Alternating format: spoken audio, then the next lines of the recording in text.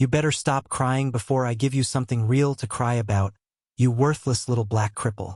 A woman's voice cut through the silence like broken glass. Your dead mother spoiled you rotten.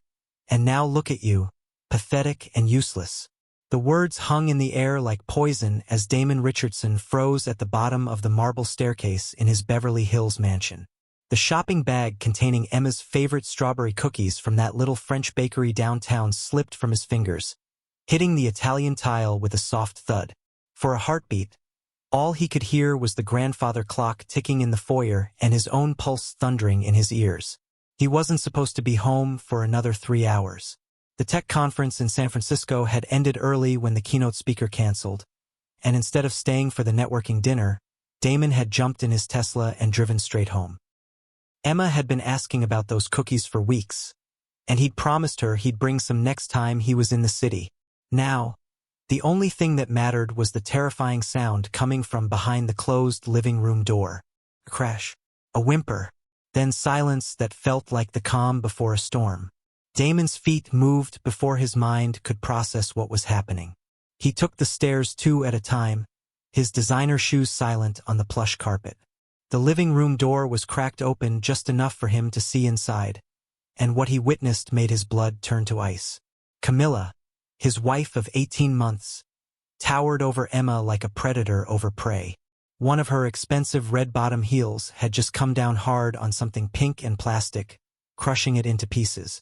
8-year-old Emma lay curled on the Persian rug, her small body trembling, one crutch lying broken beside her, while the other had been thrown across the room like discarded trash. "Look what you did, you little freak," Camilla snarled, pointing at the spilled glass of orange juice that had stained the antique rug. "This rug costs more than most people make in a year, and you destroyed it with your clumsiness." Damon's heart shattered as he watched his daughter try to shield herself with her arms, tears streaming down her caramel-colored cheeks. The butterfly charm bracelet her mother had given her glinted in the afternoon light streaming through the floor-to-ceiling windows. He pushed the door open fully, the sound causing both Camilla and Emma to freeze. Camilla spun around, her perfectly made-up face cycling through emotion's fury to shock to practiced innocence in the span of seconds. "Damon, oh my God, you scared me," she exclaimed, her voice dripping with false sweetness. "I didn't hear your car in the driveway." He didn't respond. His dark eyes were locked on Emma, who hadn't moved from her position on the floor. One of her crutches was snapped clean in half at the joint, and there were red marks on her small arms that definitely hadn't been there when he'd kissed her goodbye that morning. Without a word, Damon walked past Camilla like she was invisible and knelt beside his daughter. "Baby girl, are you hurt?" His voice was gentle, but underneath was a current of barely controlled rage. Emma tried to sit up, wincing as she moved. "I was just trying to reach my book on the shelf," she whispered, her voice so small it barely carried across the room. "She said I was taking too long and making too much noise." She spilled juice everywhere and nearly knocked over that crystal vase. Camilla interrupted sharply, crossing her arms. "I raised my voice, yes, but only because she's so careless with those crutches. You know how accident-prone she is." Damon picked up the broken crutch, examining the clean break. This wasn't from a fall, this had been deliberately destroyed. His jaw tightened as he stood slowly, still holding the evidence. "Did you put your hands on my daughter?" His voice was deadly calm, the kind of quiet that comes before an explosion. Camilla laughed, but it sounded brittle and forced. "Are you serious right now?" "Of course not. I might have steadied her when she stumbled, but honestly, Damon, she's being dramatic. You know how she gets when she wants attention." "I asked you a simple question," he repeated, his voice dropping even lower. "Did you touch her?" Camilla's mask began to slip. "Don't be ridiculous. She made a mess. I scolded her. That's what parents do. She's 8 years old. She's manipulative is what she is." Camilla snapped, pointing an accusing finger at Emma. "She uses that disability to get sympathy from everyone. She knows exactly what she's doing, playing the victim." "Go upstairs," Damon said flatly, never taking his eyes off Emma's trembling form. "Excuse me?" "I said go. Now, I'm your wife," she protested. "You don't get to order me around like some common." He turned to face her then, and something in his expression made her take an involuntary step backward. The tech mogul who had built a billion-dollar empire from nothing, who had stared down hostile board members and ruthless competitors, was showing just a fraction of the steel that lived beneath his usually gentle demeanor. "Camilla, don't make me repeat myself."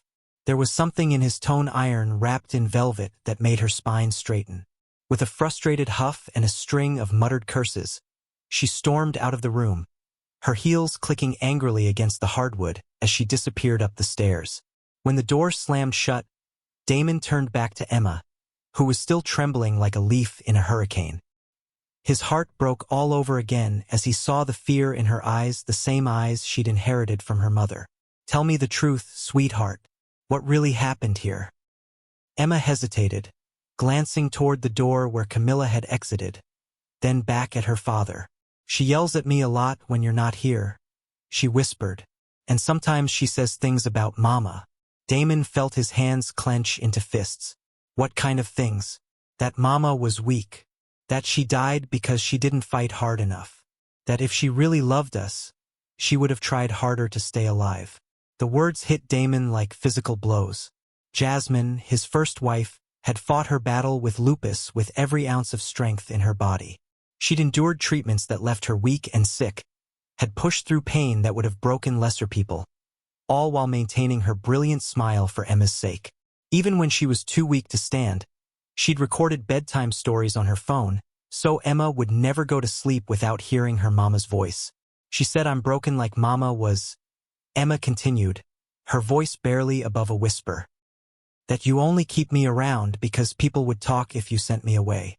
Damon sank to his knees and pulled his daughter into his arms, holding her as gently as if she were made of spun glass. "You are not broken," he murmured against her hair. "You are perfect exactly as you are. You're the strongest, bravest little girl I know, and I am so sorry this happened." Emma nodded against his chest, her small arms wrapping around his neck like he was her anchor in a storm.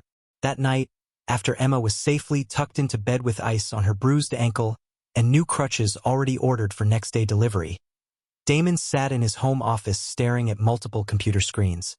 As the founder and CEO of Richardson Technologies, he had access to some of the most sophisticated security systems in the world. His own home was equipped with cameras in every common area, motion sensors, and cloud backup systems that were supposed to be virtually unhackable.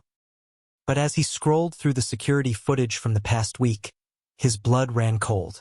Every single file had been wiped clean, not just deleted, corrupted at the source level. Even the redundant backup systems showed nothing but empty directories. He opened his desk drawer and reached for the folder labeled Jasmine Medical Records. The thick manila folder that had once contained every document related to his wife's treatment was empty, completely empty. His heart sank as the pieces began clicking into place. There had been signs, small things he'd dismissed or rationalized away. Emma's sudden flinches when Camilla entered a room. The way his daughter had become quieter, more withdrawn. How Camilla always seemed to have an explanation for Emma's minor injuries or lost belongings. He'd told himself it was just the adjustment period. Grief, the natural tension of blending a family. But now he understood he'd been willfully blind, and his daughter had paid the price for his ignorance. Damon Richardson hadn't built a billion-dollar tech empire by being passive or naive. He was a man who solved problems methodically, thoroughly, and with devastating precision. And this was about to become the most important problem he'd ever solved. The evening sun painted the Pacific Ocean in shades of gold and crimson as it sank toward the horizon. But Damon wasn't admiring the view from his floor-to-ceiling windows. He stood in the master bedroom, hands clenched at his sides, jaw tight with barely contained fury.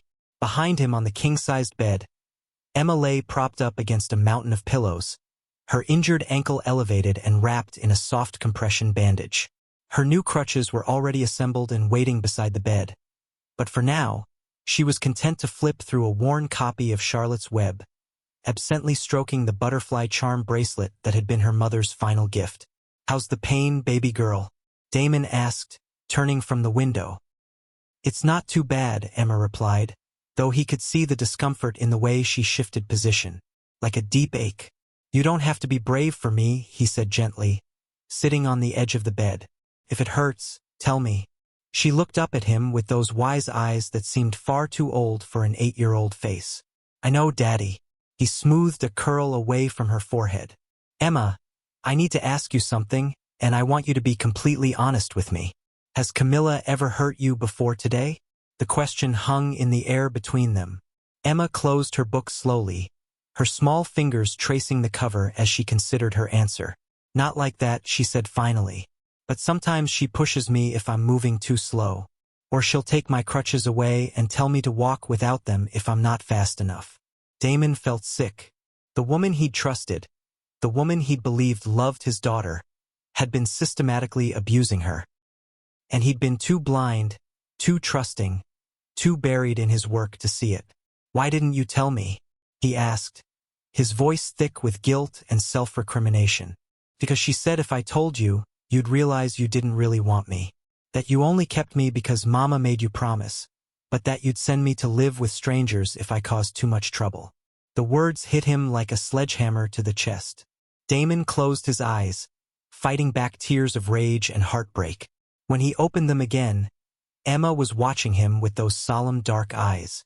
Listen to me very carefully, he said, taking her small hands in his. I will never, ever send you away. You are my heart, Emma. You are the best part of me and your mama combined. Nothing and no one will ever change that. Promise? She whispered. I swear on your mama's memory, he said solemnly. You and I are a team, baby girl. Forever and always. They sat in comfortable silence for a while, listening to the distant sound of waves crashing against the cliffs below. Then Emma spoke again, her voice even smaller than before. She doesn't like it when I talk about Mama. Damon frowned. What do you mean? She says Mama was selfish for dying. That if she really loved us, she would have fought harder.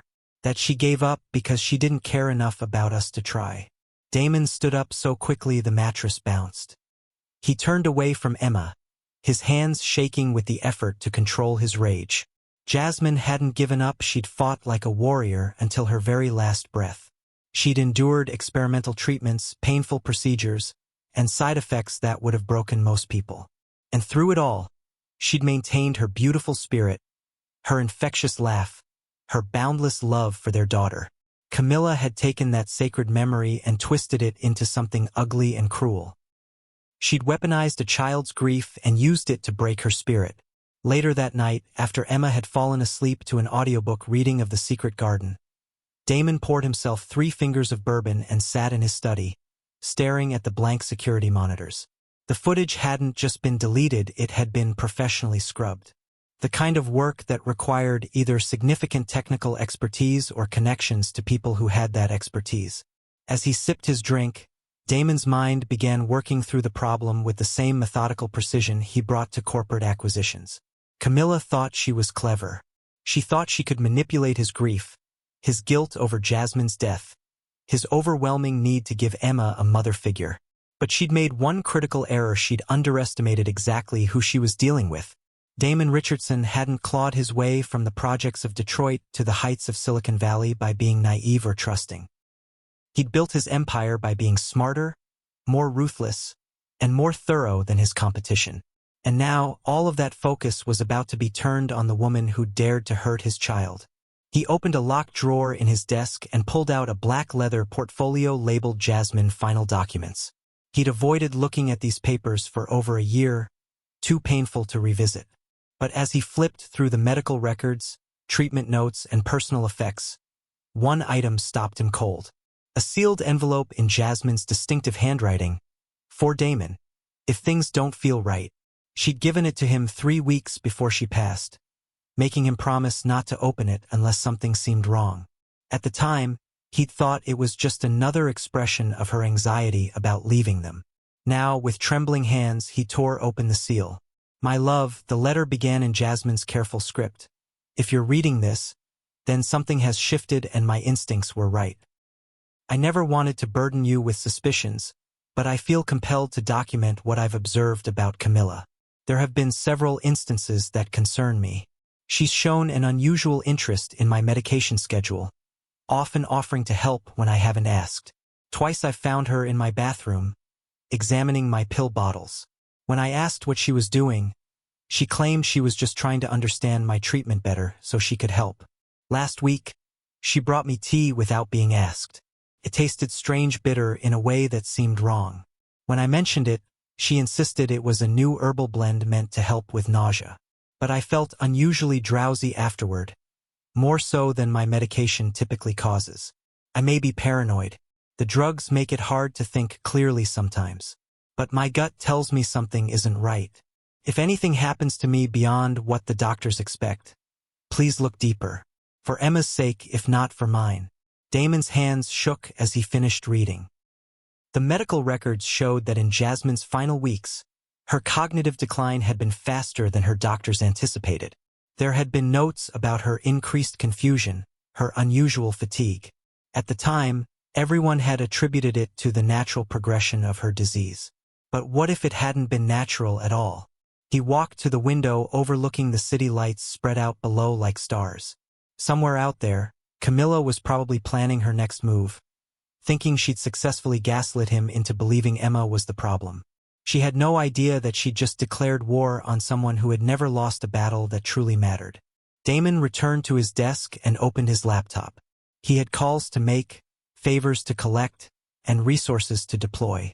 One line item on his to-do list was written in all capitals. Find the truth, and no matter the cost.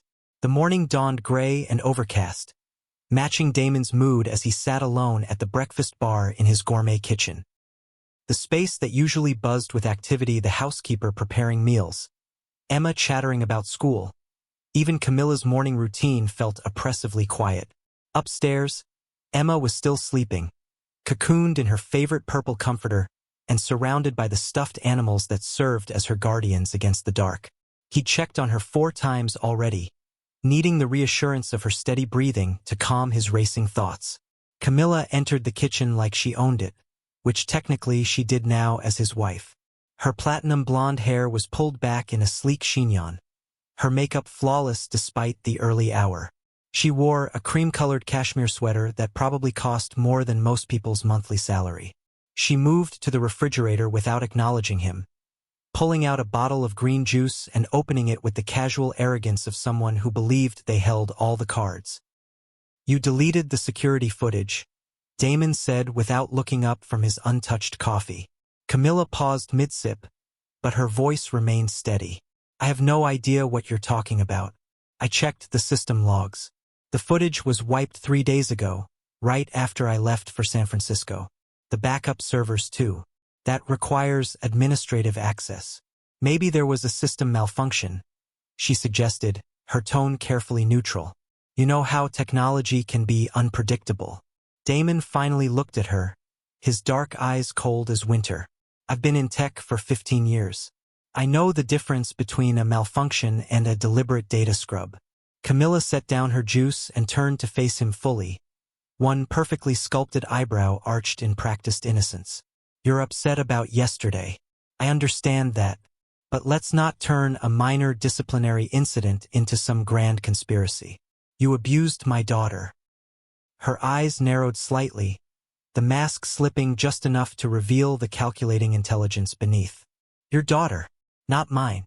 It's important to remember the distinction." Damon rose from his chair slowly, his full 6'3" frame unfolding with controlled menace. "Emma was 6 months old when Jasmine died. You've been the only mother figure in her life since then. You volunteered for that role. I didn't volunteer to be a nursemaid to a," she began, then caught herself before finishing the sentence. But the damage was done. Damon's expression shifted from cold anger to something far more dangerous. "Finish that sentence," he said quietly. Camilla realized her mistake, but instead of backing down, she doubled down. "You always were too emotional, just like Jasmine. So trusting, so naive." Something in the room seemed to shift, like the barometric pressure dropping before a storm. "What did you say?" She smiled then, slow and cruel, sensing an opportunity to inflict maximum damage. "She didn't die just from lupus, you know. She was weak, tired, ready to give up. Some people fight and some people just let go." Damon took a step forward, every muscle in his body coiled tight. "What are you saying?" Camilla's smile widened. "I'm saying prove it. Prove any of it. And until you can, don't threaten me in my own house." She turned and walked away, her heels clicking against the marble floor with staccato precision, leaving behind only the lingering scent of expensive perfume and malice. That afternoon, Damon took Emma to her weekly appointment with Dr. Sarachin, a pediatric psychologist who specialized in trauma and grief counseling. Dr. Chun was a soft-spoken woman in her 40s with kind eyes and an office decorated with colorful artwork CRE. While Emma worked on an art project in the adjoining playroom, Dr. Chun sat across from Damon in her modest office, a cup of tea cooling on the table between them. "I'm glad you brought her in today," she said gently. "Emma's been showing signs of increased anxiety and hypervigilance for several weeks now. I've seen it in her body language, her artwork, the way she responds to certain questions about home." Damon leaned forward, his elbows on his knees.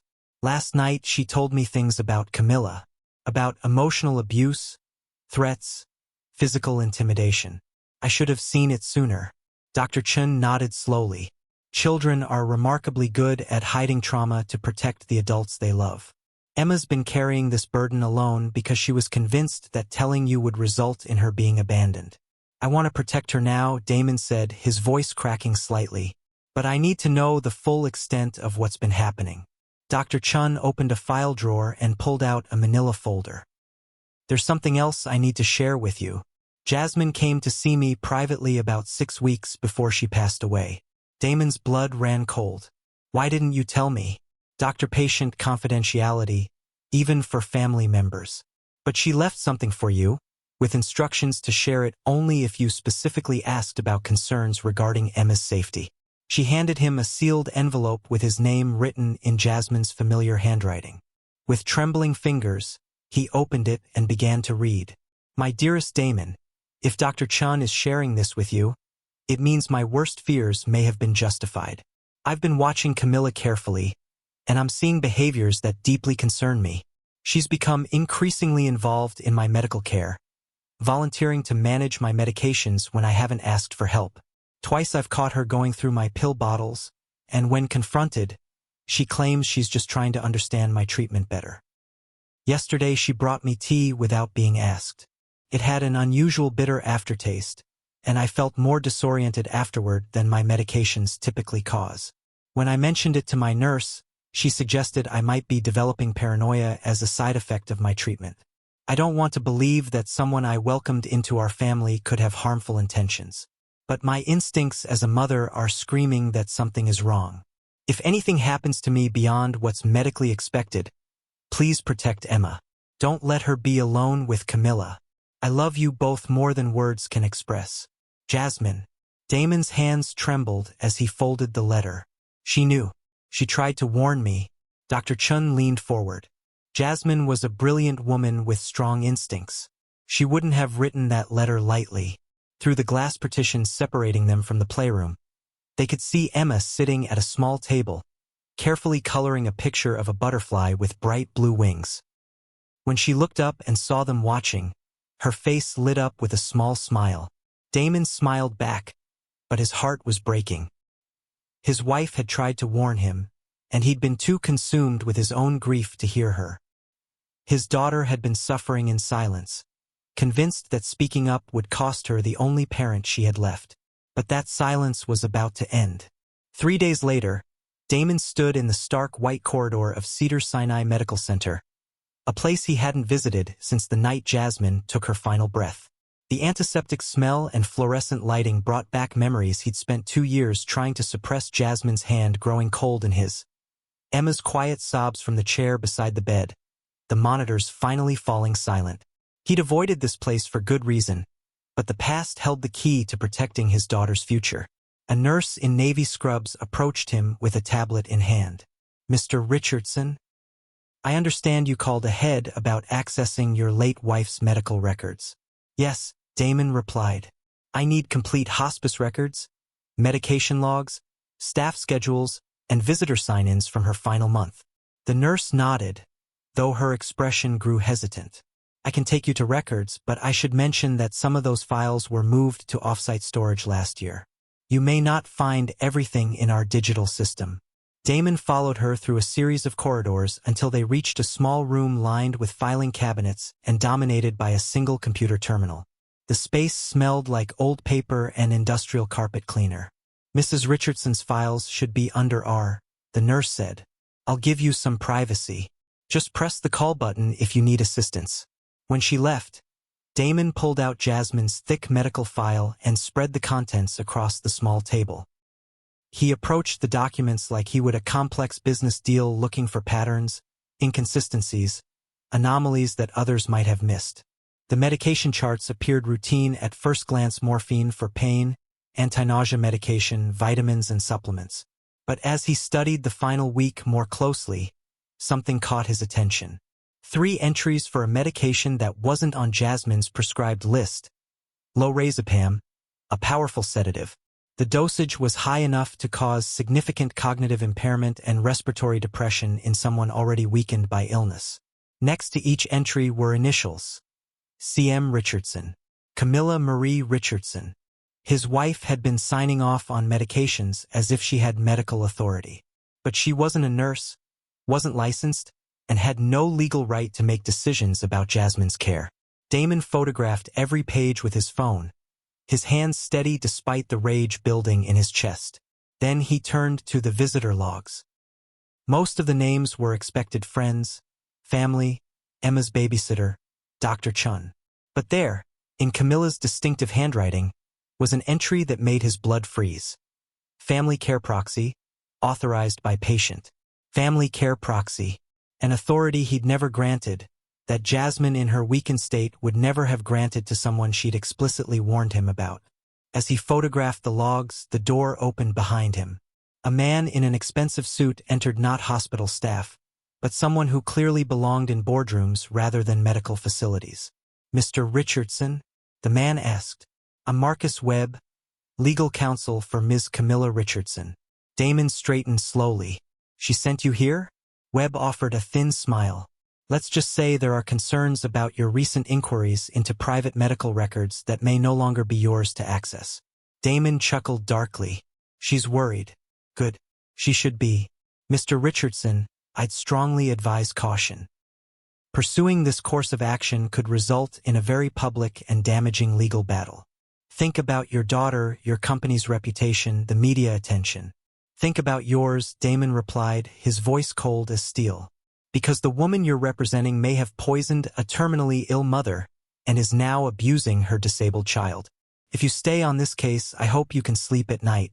Webb's confidence faltered slightly. He opened his mouth to respond, then seemed to think better of it. Without another word, he turned and left.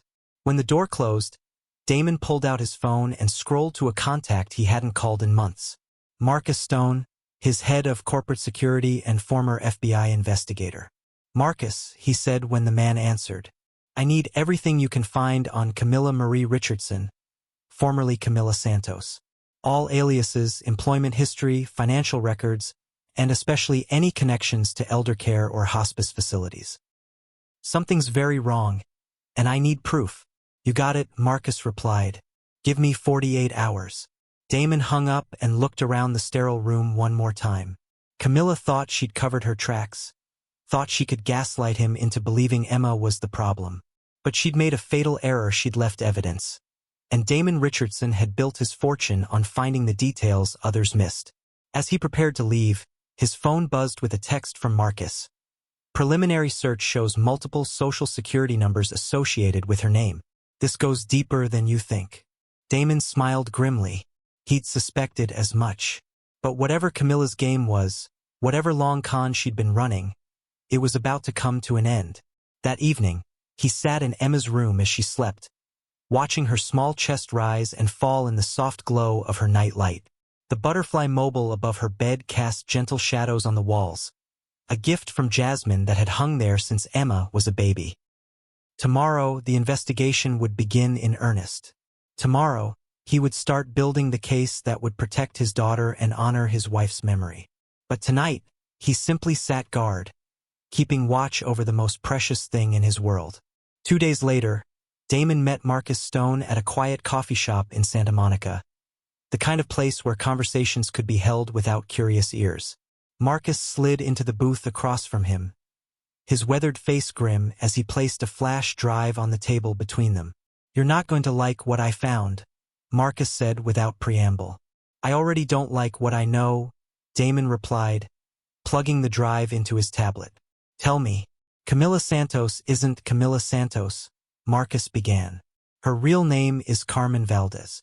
She's been using stolen identities for the past 8 years, always targeting wealthy families dealing with terminal illness." As Damon scrolled through the files, Marcus continued his briefing. First documented case was in Phoenix. She inserted herself into the family of a retired tech executive whose wife was dying of cancer. Became the grieving widower's new wife within 18 months of the death. When he died suddenly of a heart attack 2 years later, she inherited everything. "How much?" Damon asked, though he suspected he already knew the answer. $12 million. She moved to Seattle, became Carmen Rodriguez, and repeated the pattern with a real estate mogul whose husband was dying of ALS. Same result: the widower remarried quickly, died unexpectedly, and she inherited his estate. Damon felt sick. "She's a professional predator." Marcus nodded grimly. "She finds vulnerable families, gains their trust during the most difficult time of their lives, then systematically isolates and eliminates obstacles to her inheritance. The fact that you're still alive suggests you weren't the primary target." Then Damon stopped mid-sentence as the horrible truth hit him. "Emma." "Think about it," Marcus said. "If something happened to you, who would inherit your fortune? Your daughter. But if Emma were deemed unfit or dangerous, if she had a history of behavioral problems or mysterious accidents, guardianship would fall to the surviving spouse," Damon finished, his voice hollow. "The woman who's been systematically abusing her to create a paper trail of instability." Marcus pulled up another file. "I also found this a life insurance policy on Emma that Camila took out 6 months ago. She's the sole beneficiary." Damon's hands clenched into fists. The scope of Camila's manipulation was breathtaking in its cruelty. She hadn't just married him for his money, she'd been planning to eliminate both him and Emma to claim an inheritance worth over $2 billion. "There's more," Marcus said quietly. "I think she's already started the process with you." "What do you mean? When's the last time you felt completely healthy? No fatigue, no headaches, no digestive issues?" Damon paused, thinking. He'd been attributing his recent health problems to stress, grief, the demands of running a major corporation. But now, with new context, "She makes my coffee every morning," he said slowly. "Insists on it. Says it's her way of taking care of me." Marcus pulled out a small testing kit. "I need a sample of your hair. If I'm right, we'll find traces of slow-acting toxins. Nothing immediately fatal, just enough to gradually weaken your system and make a future accident or sudden illness seem plausible." The realization hit Damon like a physical blow. Camila hadn't just killed Jasmine, she'd been slowly poisoning him too. And Emma, innocent Emma, was supposed to be the final victim in a plan years in the making. But Camila had made one critical error. She'd underestimated how far a father would go to protect his child. By the end of the week, Damon's legal team had filed an emergency motion for a restraining order and exclusive custody, citing documented evidence of child abuse and suspected criminal activity. His attorney, Victoria Walsh, was a formidable woman in her 50s who specialized in high-stakes family law. "We're walking a tightrope here," Victoria warned during a video conference that evening. "If the court perceives this as a wealthy man using his resources to weaponize the legal system, it could backfire." "I'm not trying to win a legal game," Damon said. "I'm trying to save my daughter's life." Victoria nodded once. "Good. Because we're going before Judge Martinez, and she doesn't suffer fools or theatrics." As the emergency hearing was scheduled, Damon took one final step. He sat down with Emma in the garden behind their house, under the oak tree where Jasmine used to read to her. The late afternoon sun filtered through the leaves, casting dancing shadows on the grass. "I want to ask you something important," Damon said gently, "and you don't have to answer if you're not ready." Emma looked up at him with those wise eyes that seemed to hold far too much knowledge for someone so young. When Camilla got angry at you, he asked carefully, "Did she ever take anything that belonged to Mama? Move things around? Hide things?" Emma thought for a moment, then nodded slowly. She took Mama's journal, the red one that Mama used to write in every night. Damon's heart raced. Jasmine's journal, he'd been looking for it since her death, assuming it had been lost in the chaos of her final days. "It was in Mama's nightstand," Emma continued. "But one day I went to look at it, and it was gone. When I asked Camilla about it, she said it was probably thrown away by mistake." That journal would contain Jasmine's most private thoughts, her observations about Camilla's behavior, possibly evidence of the poisoning. And now it was gone, hidden or destroyed by the very person it would incriminate. Damon pulled Emma close, feeling the terrible weight of how much his child had endured in silence. But that silence was finally broken, and soon justice would follow. The emergency hearing took place on a gray Thursday morning in downtown Los Angeles. The courtroom was smaller than Damon had expected, with worn wooden benches and fluorescent lighting that cast everything in harsh relief. Judge Martinez was a stern-looking woman in her 60s with silver hair and the no-nonsense demeanor of someone who had presided over thousands of family disputes. She entered the courtroom with quiet authority, and everyone rose as she took her seat behind the bench. "This is an emergency custody hearing regarding the minor Emma Richardson," Judge Martinez announced. "I understand there are serious allegations being presented today.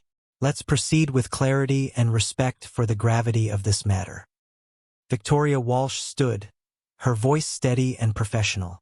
"Your Honor, we are requesting immediate and complete suspension of all custodial and visitation rights for Camilla Richardson, citing documented evidence of child abuse, identity fraud, and suspected criminal activity that poses an imminent threat to the minor's safety."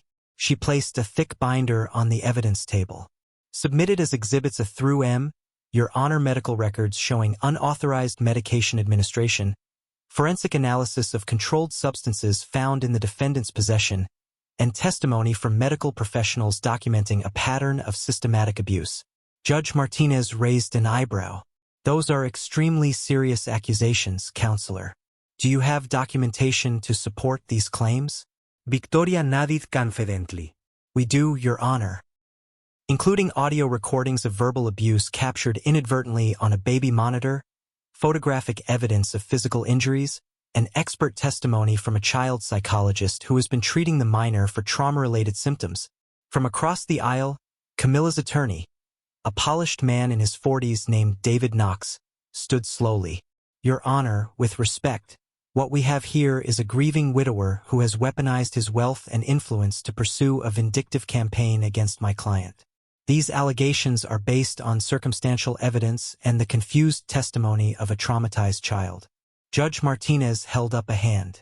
"Mr. Knox, you'll have your opportunity to present your case." Ms. Walsh, continue. Victoria approached the bench. "Your Honor, the evidence is far from circumstantial. We have forensic analysis showing that medications found in Ms. Richardson's possession match controlled substances that were illegally administered to the child's deceased mother. We also have documented proof that Ms. Richardson has been using multiple false identities for the past 8 years."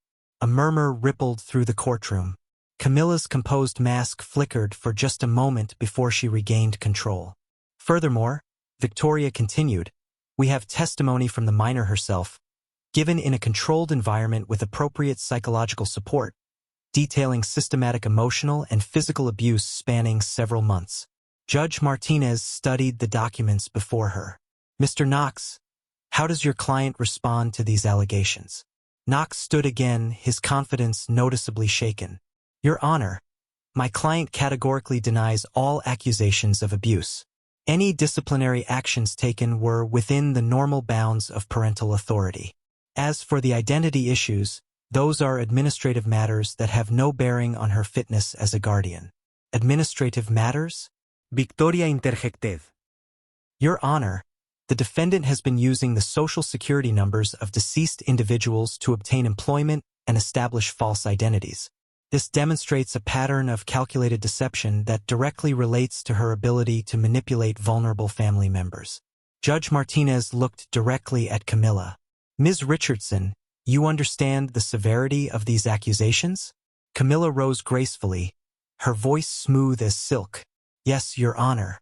And I'm confident that when all the facts are presented, this court will see this for what it truly is, a desperate attempt by a man who cannot accept his own failures as a father.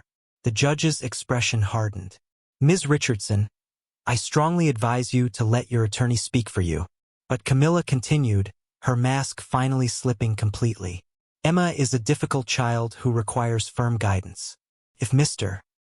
Richardson had spent less time building his empire and more time actually parenting, perhaps she wouldn't need the structure I've tried to provide. Damon felt his hands clench, but Victoria placed a restraining hand on his arm. Your Honor, Victoria said quietly, I believe Ms. Richardson's own words demonstrate the concerning attitudes that have led to this situation. Judge Martinez was silent for a long moment, studying the evidence before her. Then she spoke, her voice carrying the weight of absolute authority. Based on the preliminary evidence presented, I am issuing an immediate emergency protective order.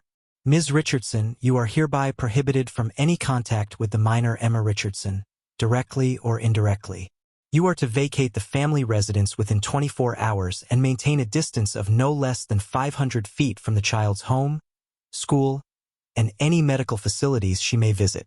Camilla, you can't be serious. This is ridiculous. I am that child's mother. No, Judge Martinez said firmly. You are not. And based on what I've seen today, you pose a clear and present danger to her well-being. A full hearing will be scheduled within 30 days. But until then, this order stands. As the bailiff approached Camilla, she turned to Damon with pure venom in her eyes. This isn't over, she hissed. You have no idea what you've started. But Damon wasn't looking at her. His attention was focused entirely on Emma, who sat beside her court-appointed advocate in the gallery. For the first time in months, his daughter's shoulders weren't hunched with tension. The constant fear that had lived in her eyes was already beginning to fade. Outside the courthouse, camera flashes exploded as reporters caught wind of the high-profile custody battle. But Damon didn't care about the media attention. He knelt down to Emma's level as they reached their car. Is she really gone? Emma asked quietly. For now, yes, Damon replied. And we're going to make sure she can never hurt you again. Emma looked up at the courthouse steps where Camilla was being escorted away by her attorney. Mama would be proud of us, she said softly. Damon felt tears prick his eyes. Yes, baby girl. She would be very proud. As they drove home through the Los Angeles traffic, Emma hummed quietly in the back seat. And for the first time since Jasmine's death, Damon felt something like hope beginning to bloom in his chest. The criminal investigation moved swiftly once the family court evidence was turned over to the district attorney's office. Detective Lisa Rodriguez, a veteran investigator with the LAPD's Financial Crimes Unit, took personal interest in the case after reviewing the evidence of Camilla's multiple identities and suspected poisoning. Within a week, search warrants were executed on Camilla's personal belongings, including a storage unit she'd rented under one of her false names. What they found there made national headlines. Damon stood in his living room, watching the news coverage with a mixture of vindication and horror. The reporter's voice filled the room as crime scene photos flashed on the screen. Tonight, authorities have arrested Camilla Richardson, also known as Carmen Valdez and Carmen Rodriguez, in connection with a multi-state fraud scheme targeting wealthy families dealing with terminal illness. Evidence recovered from a storage facility includes forged documents, controlled substances, and personal effects belonging to at least 4 victims spanning 8 years. The camera cut to Detective Rodriguez speaking at a press conference. This appears to be a sophisticated long-term operation where the suspect systematically inserted herself into vulnerable families, gained their trust, and then eliminated obstacles to inheriting their wealth. We're working with authorities in Arizona, Washington, and Texas to investigate similar cases. Emma, who had been reading quietly in the corner, looked up at the television. Is that why she was so mean to me? Because she wanted our money? Damon muted the TV and sat beside his daughter. That's part of it, sweetheart. But mainly she was mean because there's something broken inside people like her. Something that makes them incapable of real love or kindness. Emma considered this with the serious expression she'd inherited from her mother. "I feel sorry for her," she said finally. Damon was constantly amazed by his daughter's capacity for empathy, even towards someone who had caused her such pain. "That's because you have your mama's heart," he said softly. The evidence against Camilla was overwhelming. In addition to the forged documents and stolen medications found in her storage unit, forensic analysis of Damon's hair samples revealed traces of slow-acting toxins that would have gradually weakened his immune system and made him susceptible to seemingly natural causes of death. Most damning of all was Jasmine's journal, which Camilla had kept as some sort of trophy. The entries from Jasmine's final weeks documented her growing suspicions about Camilla's behavior, her concerns about the bitter-tasting tea, and her fear for Emma's safety. The trial was scheduled for the following spring, but Camilla's attorney was already making overtures about a plea deal. With evidence linking her to suspicious deaths in 3 states and a clear pattern of behavior spanning nearly a decade, she was facing multiple charges of fraud, elder abuse, and potentially murder. On a quiet Sunday evening, Damon sat in Emma's room as she worked on her homework, a creative writing assignment about heroes. She was writing about a butterfly who helped other insects find their way home when they were lost. "Daddy," she said without looking up from her paper, "do you think Mama knew we would be okay?" Damon watched his daughter's small hand move across the page in careful cursive letters. "I think Mama knew that as long as we had each other, we could handle anything that came our way." Emma nodded solemnly. "I think so too." She added a few more sentences to her story, then looked up with bright eyes. "Can we visit Mama's tree tomorrow?" "Of course, baby girl." They had planted the oak sapling in Jasmine's memory in the courtyard of the children's hospital where she had volunteered, reading to young patients during her own treatment. It had grown strong and tall, its roots deep in the rich soil. The next morning, they sat together beneath its spreading branches. Emma leaned against Damon's shoulder, holding a small bouquet of sunflowers, Jasmine's favorite flowers. "I miss her," Emma said quietly. "Me too, sweetheart. Every day. But I can feel her sometimes," Emma continued, "like she's still watching over us." Damon looked up through the leaves at the blue sky beyond. "Yeah, I can feel her too." As they walked back to the car, Emma slipped her hand into his. "Daddy?" "Yes?" "Thank you for believing me." Damon stopped walking and knelt down to meet her eyes. "Emma, you never have to thank me for believing you. That's what daddies are supposed to do, protect their children and listen when they speak the truth." She hugged him tightly, and in that moment, Damon felt the final pieces of his broken heart beginning to heal. 6 months later, Camilla pled guilty to multiple felony charges in exchange for a sentence of 25 years to life without the possibility of parole for 20 years.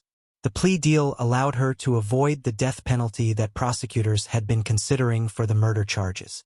Damon didn't attend the sentencing. He and Emma were in Hawaii, taking their first real vacation since Jasmine's death. They spent their days on the beach, building sandcastles and searching for shells, while evenings were reserved for reading together on the hotel balcony as the sun set over the Pacific. On their last night, as Emma slept peacefully in the adjoining room, Damon called Victoria Walsh to get an update on the legal proceedings. "It's over," Victoria told him. "She'll never be able to hurt another family the way she hurt yours." Damon felt a weight lift from his shoulders that he'd been carrying for so long he'd forgotten what it felt like to breathe freely. "There's something else," Victoria continued. "The victims' families from the other cases have been in touch. They want to establish a foundation in memory of all the people she hurt, a place where families dealing with terminal illness can get support and advocacy to prevent this kind of predatory behavior." Damon looked toward Emma's room, where she slept surrounded by the stuffed animals and books that made her feel safe. "What would it be called?" "The Jasmine Richardson Foundation for Family Protection," Victoria said. "If that's something you'd be interested in supporting." Damon smiled for the first time in months. Jasmine would love that.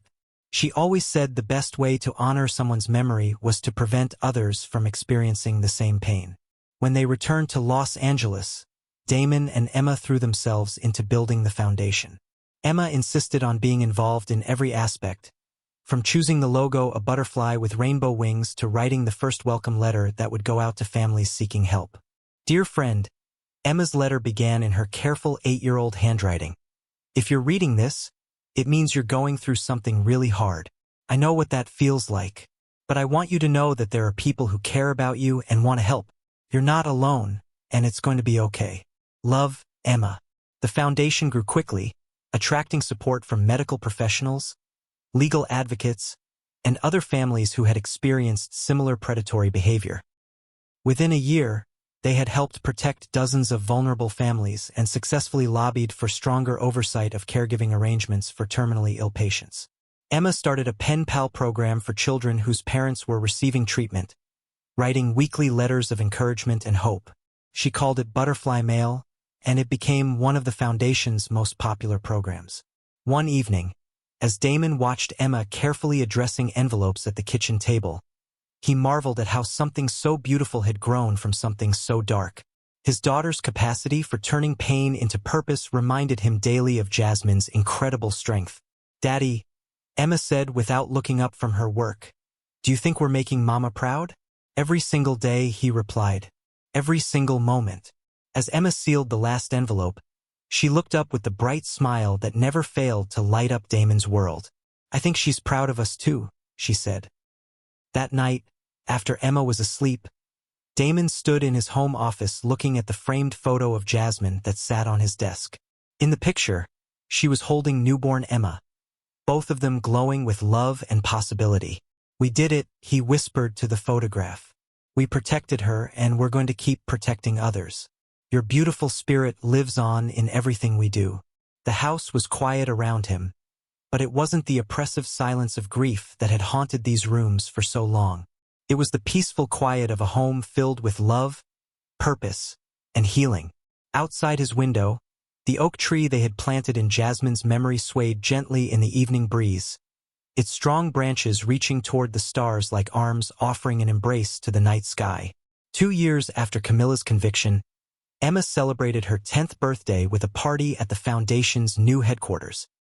The building, located in downtown Los Angeles, housed support groups, legal aid services, and a children's center where young people dealing with family medical crises could find community and healing.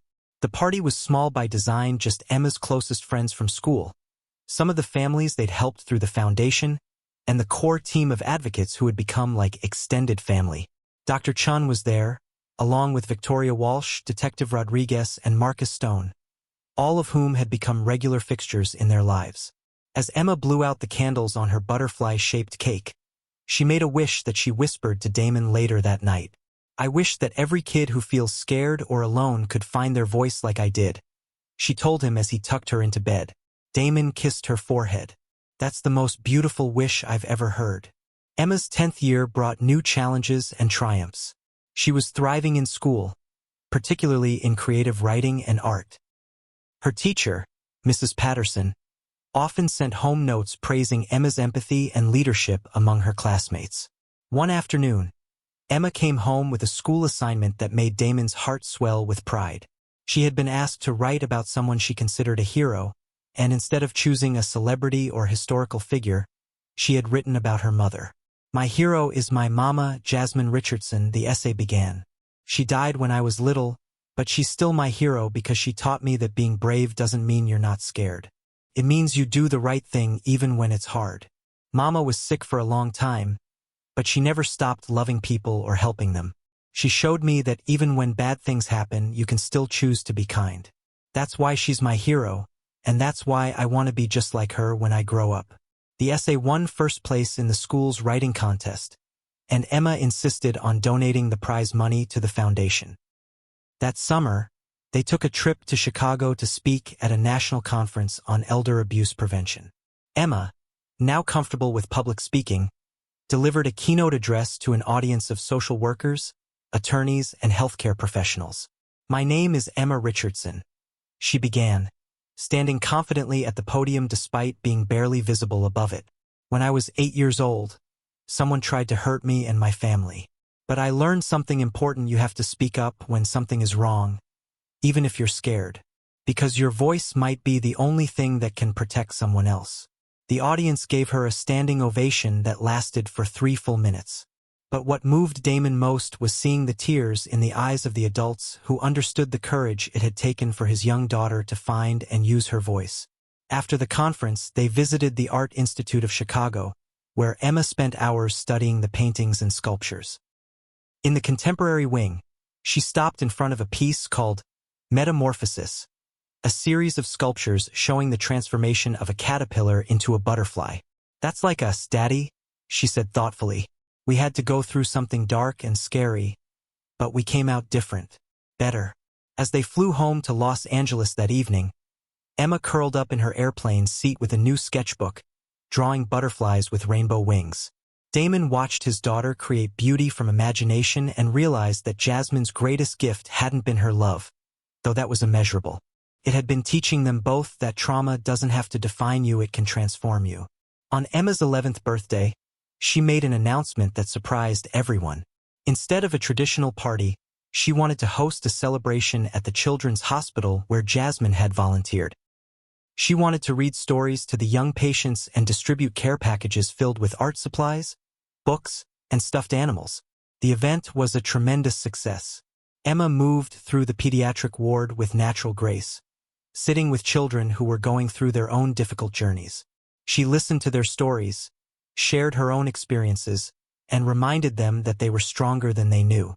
One little boy, probably 6 years old and bald from chemotherapy, tugged on Emma's sleeve as she was preparing to leave. "Are you really okay now?" he asked with the directness that only children possess. Emma knelt down to his level. "I still miss my mama every day," she said honestly. "And sometimes I still feel sad about the scary things that happened. But I learned that it's okay to feel sad sometimes, as long as you don't stay stuck there." "How do you not get stuck?" the boy asked. "You find ways to help other people," Emma replied. "When you help someone else feel better, it helps you feel better too." The boy nodded solemnly, then gave Emma a fierce hug. "I want to help people too when I get bigger." That night, as they drove home through the twinkling lights of Los Angeles, Emma was unusually quiet. Finally, she spoke. "Daddy, do you think Mama would be proud of how we turned our sad story into something helpful?" Damon glanced at his daughter in the rearview mirror. "Baby girl, I think Mama would be amazed by the incredible young woman you're becoming. You've taken the worst thing that ever happened to us and used it to make the world a little bit brighter." Emma smiled, that radiant expression that never failed to remind him of Jasmine. "I think so too." As they pulled into their driveway, Emma suddenly gasped and pointed toward the garden. There, perched on the roses that Jasmine had planted years ago, was a monarch butterfly with wings that seemed to glow in the porch light. "Look, Daddy," Emma whispered. "It's her. Is Mama saying hello?" Damon watched the butterfly dance among the flowers for a moment before it flew away into the night. Whether it was coincidence, nature, or something more, he chose to believe it was Jasmine's way of letting them know she was still with them, still proud, still watching over the beautiful life they were building from the ashes of their tragedy. That night, as Emma slept peacefully in her room surrounded by thank-you cards from the children they'd visited, Damon sat in his study writing in the journal he'd started keeping after Camilla's arrest. Tonight's entry read, "Emma asked me today if Jasmine would be proud of us. The truth is, I think Jasmine always knew we would be okay. She saw something in both of us that we couldn't see in ourselves, the strength to survive, to heal, and to transform our pain into purpose. Every day, Emma shows me what true courage looks like, not the absence of fear, but the decision to love and help others despite that fear. She is her mother's daughter in the most beautiful ways, and I am honored to be their voice when they cannot speak for themselves." He closed the journal and walked to the window overlooking their garden. The oak tree they'd planted in Jasmine's memory had grown tall and strong, its branches reaching toward the stars like arms offering an embrace to the infinite sky. In the distance, he could see the lights of the city where countless families were facing their own battles, their own moments of darkness and despair. But somewhere among those lights, the Jasmine Richardson Foundation was working to ensure that no family would face predators like Camilla alone, that every voice would be heard, and that every child would know they were worthy of protection and love. As Damon turned off the lights and headed to bed, he felt something he hadn't experienced in years: complete peace. The nightmare was over. The healing had begun. And tomorrow would bring new opportunities to honor Jasmine's memory by protecting others from the darkness they had survived. The echo of silence that had once haunted their home had been replaced by something far more powerful, the sound of hope, healing, and a love that death itself could not diminish. The story of Damon and Emma Richardson didn't end with Camilla's conviction. It transformed into something larger than either of them had ever imagined. What began as a father's desperate fight to protect his daughter had evolved into a movement that would save countless other families from similar predators. Years later, when Emma was a teenager preparing for college and considering a career in social work, she would look back on those dark days not as the worst thing that had ever happened to her, but as the crucible that had forged her into someone capable of changing the world. And Jasmine's memory lived on not just in the foundation that bore her name, but in every child who found their voice, every family that found protection, and every moment when love proved stronger than the forces that sought to destroy it. The butterfly had emerged from its chrysalis, and its wings would carry hope to every corner of the world where it was needed most. Comment Part 2.